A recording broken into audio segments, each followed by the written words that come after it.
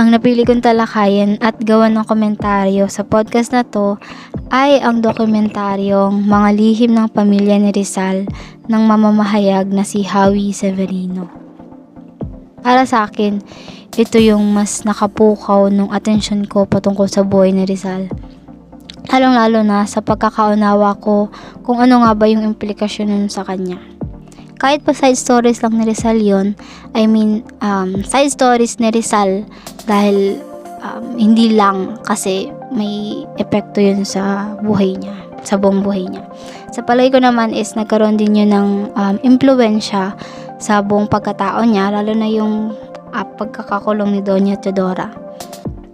Sabi ni Barbara Gonzalez, apo sa tuhod ni Rizal, anyone can be a hero. Kung si Rizal nga may ganun palang istorya sa kabila ng mga napakalaking achievement na nagawa niya sa pag-open ng kamalayan natin or yung eyes natin sa mga maling ginagawa sa atin ng ibang lahi, lahat tayo may kakayahan din maging bayani sa kahit anong paraan. Inopen din ng dokumentaryong to yung kaisipan ko tungkol sa pagiging tao din ni Rizal. Hindi yung perfect na hero dahil wala namang ganun sa pagkakaalam ko. Gagaya nga ng sinabi rin ni Prof. Madrona sa video lecture niya nung nakaraan, importante din yung mga side stories ni Rizal.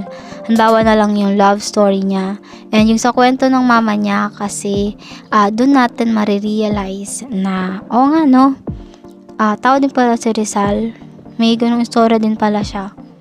Parehas din pala natin siya, parehas din pala namin siya. Ang kaibahan nga lang, may nagawa na siya sa Pilipinas.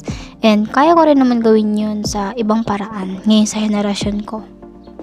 Sa pamamagitan ng mga side stories na yun, mas ma-appreciate natin yung mga nagawa niya sa kasaysayan.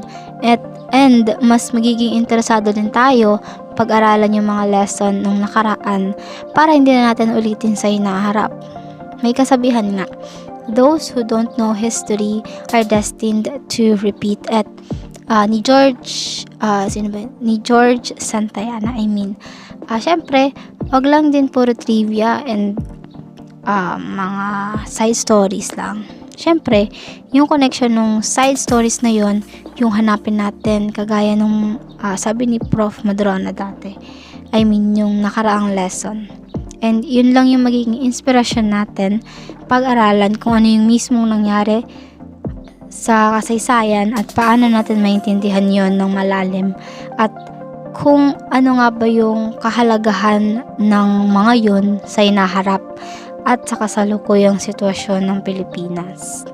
Ayun nga, ang pagbibigay din sa mga hindi pa ganong kilalang bahagi ng kasaysayan ng family or pamilya ni Rizal is mahalaga upang maunawaan natin yung impluwensya ng mga yon and contribution nun sa buhay niya.